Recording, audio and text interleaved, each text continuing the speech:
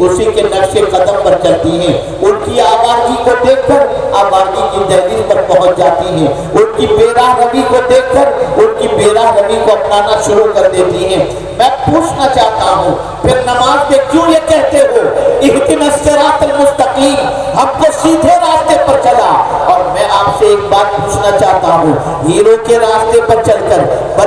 بدعقیدوں کے راستے پر چل کر، گمراہوں کے راستے پر چل کر، یہود و نصارہ کے راستے پر چل کر تم نے کون سی کامیابی حاصل کر لی؟ کون سا مقام حاصل کر لیا؟ کون سی عزت حاصل کر لی؟ آپ ذرا دیکھیں رسول اعظم صلی اللہ علیہ وسلم کے صحابہ کس طریقے سے اللہ کے رسول صلی اللہ علیہ وسلم کے راستے پر چلنے کے لیے بے چین و بے قرار رہتے تھے۔ آج یہ میں آپ کو بتاؤں، حضرت عبداللہ ابن عمر رضی اللہ تعالی عنہما سرکار کے طریق پر چلنے کے سلسلے میں اتنے حریص تھے اور اتنے خواہش مند تھے اور اتنے بے قرار رہا کرتے تھے کہ اللہ اکبر لوگوں سے پوچھتے، جب حج کے لیے جانا ہوا حضرت عبداللہ ابن عمر رضی اللہ تعالی عنہما کو، تو لوگوں سے پوچھا ذرا یہ تو بتاؤ کہ سرکار صلی اللہ علیہ وسلم حج کے لیے جب تشریف لے گئے تھے تو سرکار نے قیام کہاں کیا تھا، کہاں بیٹھے تھے، کہاں کھائے تھے، کس کس جگہ پہ پڑاؤ ڈالا تھا؟ رسول اعظم صلی اللہ علیہ وسلم کے بارے میں جب لوگوں نے بتایا کہ آقا کریم صلی اللہ علیہ وسلم یہاں پر بیٹھے تھے، یہاں قیام فرمایا تھا، یہاں پڑاؤ ڈالا تھا، یہاں 2 رکعت نفل نماز ادا فرمائی تھی، اللہ اکبر، اسی طریقے سے ایک مقام کا جب پتہ بتایا گیا کہ پیغمبر رحمت صلی اللہ علیہ وسلم نے یہاں پر اتر کر 2 رکعت نماز ادا فرمائی تھی، اللہ اکبر، رسول اعظم صلی اللہ علیہ وسلم کی یاد میں اس جگہ کے قریب مسجد تعمیر ہو چکی تھی، لیکن حضرت عبداللہ ابن عمر رضی اللہ تعالی عنہما اس جگہ پر پہنچتے ہیں اور پہنچنے کے بعد جس جگہ پر رسول اعظم نے 2 رکعت نماز ادا فرمائی تھی وہاں ادا کرنے کے لیے تیار ہوتے ہیں، تو لوگوں نے کہا اب تو مسجد تعمیر ہو چکی ہے،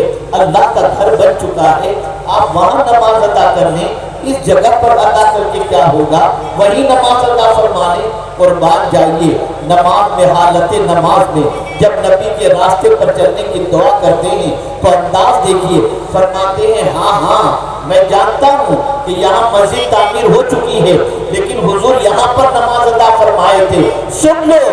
مسجد میں لوگوں کے قدم لگتے ہیں، یہاں مصطفیٰ کے قدم لگے تھے، اور اس کے بعد وہاں پر انہوں نے 2 رکعت نماز ادا فرمائی۔ آپ جانتے ہیں سفر کر رہے ہیں اور سفر کرتے کرتے ان کو بتایا گیا یہ جو درخت ہے نا اس کے قریب سے حضور گزرے تھے تو سرکار کا امامہ شریف جو ہے اس درخت کے اندر، درخت کے حضور کے امامے کو تھام دیا تھا۔ یہ خیال جیسے ہی آیا، یہ لوگوں کی زبان سے بات سنی، آپ چلنے لگے، اپنے امامے کو آپ نے اس درخت سے الجھا دیا اور اس طریقے سے نبی کے طریقے پر عمل کرنے کی کوشش فرمائی۔ آپ اندازہ لگائیں حضرت ابو الدرداء رضی اللہ تعالی عنہ ان کی پوزیشن یہ تھی کہ رسول اعظم صلی اللہ تعالی علیہ وسلم کی سنتوں کے اتنے پابند تھے، ادائے مصطفیٰ صلی اللہ علیہ وسلم کے اتنے شوقین تھے کہ جب کسی سے بات کرتے، مسکراتے ہوئے بات کرتے،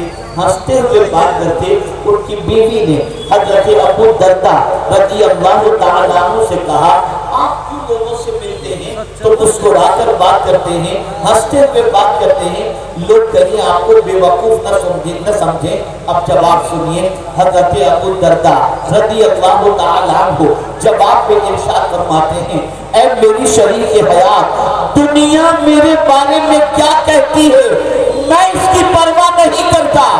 میں تو اپنے نبی کو جیسا دیکھا تھا ویسا کر رہا ہوں، اس لیے کہ نبی کے طریقے پر عمل کرنے میں دنیا میں بھی سرخروئی اور آخرت میں بھی سرخروئی حاصل ہو۔ اے رسول اعظم صلی اللہ علیہ وسلم کے پیارے دیوانوں، اسی لیے ڈاکٹر اقبال نے کہا طریق مصطفیٰ کو چھوڑنا ہے وجہ بربادی۔ اگر تم بربادی کی وجہ جاننا چاہتے ہو تو ہیرو کے نقش قدم پر چلنا ہے، اگر تم بربادی کی وجہ جاننا چاہتے ہو تو گناہوں کے راستے پر چلنا ہے۔ بربادی کی یہ سب سے بڑی وجہ ہے، اگر مصطفیٰ جان رحمت کے طریقے پر نہ ہوتے، آج تباہ نہ ہوتے، آج تباہی کے دہانے پر نہ پہنچتے۔ میرے پیارے آقا صلی اللہ علیہ وسلم کے پیارے دیوانوں، نبی کے راستے پر چلنا، یہ دعا ہم حالت نماز میں مانگتے ہیں لیکن چلتے نہیں ہیں۔ اور چلنے کا تو سمجھے کہ نہیں چلتے، لیکن اگر میں یہ بات کہوں تو غلط بھی نہیں ہوگا کہ چلنے کا ارادہ بھی نہیں۔ جو دعا اللہ کی بارگاہ میں کر رہے ہیں